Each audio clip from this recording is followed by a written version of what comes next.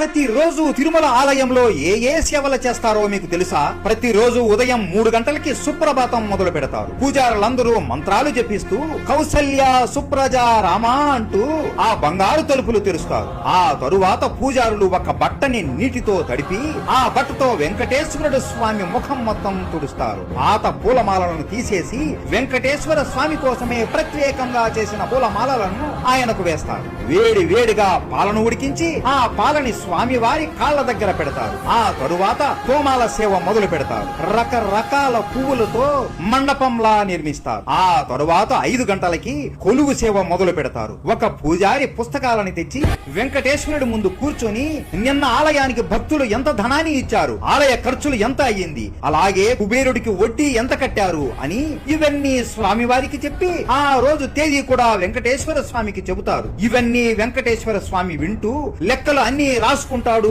అని పూజారులు భావిస్తారు. ఆ తరువాత ఉదయం 7 గంటలకి భోజనాలు స్వామికి పెడతారు. అచ్చమైన తెలుగు వంటకాలైన పొంగలి, పులిహోర, పెరుగు అన్నం, వడ, అలాగే లడ్డూలు అర్పిస్తారు. ఆ తరువాత మధ్యాహ్నం 3:30 నుండి రాత్రి 1:30 వరకు స్వామివారి ఆలయ తలుపులు భక్తుల కోసం తెరుచుకునే ఉంటాయి. వందలు కాదు, వేలు కాదు, లక్షల మంది భక్తులు వెంకటేశ్వరుడిని దర్శించుకోవడానికి ఉత్సాహంగా ఆనందంతో భక్తులు వస్తూనే ఉంటారు. వచ్చిన ప్రతి ఒక్కరికి వెంకటేశ్వర స్వామి దర్శనం ఇచ్చి వారు కోరుకున్న కోరికలను గుర్తు పెట్టుకుని ఆ కోరికలను తప్పకుండా తీరుస్తూనే ఉంటాడు. ఆ తరువాత 4 గంటలకి మధ్యాహ్నం భోజనాలు పెడతారు. అన్నము, కూరలు, స్వీట్స్, ఎన్నెన్నో వందల రకాల వంటలు స్వామివారి కోసం చేసి బంగారు గిన్నెలలో పెట్టి స్వామివారికి అర్పిస్తారు. స్వామివారు ఎంతో ఆనందంగా ప్రతి ఒక్క వంటకమును ఏది వదలకుండా తింటారు అని భావిస్తారు. ఆ తరువాత సాయంత్రం 6 గంటలకి సహస్ర దీపాలంకరణ మొదలవుతుంది. కొన్ని వందల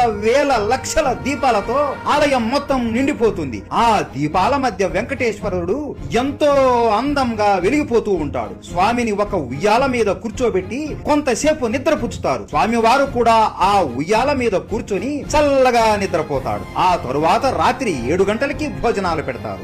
రాత్రి 1:30కి ఏకాంత సేవ మొదలు పెడతారు. కేవలం ఒకే ఒక భక్తుడు ఆలయం లోపలికి వెళ్లి వెంకటేశ్వరుడిని బంగారు మంచం మీద పడుకోబెట్టి పూజారి అన్నమయ్య కీర్తనల్ని పాడతాడు. అలా ఆ పాటలు వింటూ వెంకటేశ్వర స్వామి నిద్రలోకి జారుకుంటాడు. కానీ కేవలం ఒకే ఒక్క గడియ మాత్రమే నిద్రపోతాడు. మళ్ళీ రాత్రి 3 గంటలకి స్వామి వారిని లేపి సేవలు మళ్ళీ మొదలు పెడతారు. ఇలా ఎన్నో సంవత్సరాల నుండి ఆపకుండా ఈ సేవలు జరుగుతూనే ఉన్నాయి. ప్రతి ఒక్క బాలాజీ భక్తుడు ఈ వీడియో తప్పకుండా చూసేలా షేర్ చేయండి. వెంకటేశ్వరుడు అంటే మీకు ఇష్టమా? ఉంటే మరి గోవిందా గోవిందా అని కామెంట్ చేసి సబ్స్క్రైబ్ చేసుకోండి.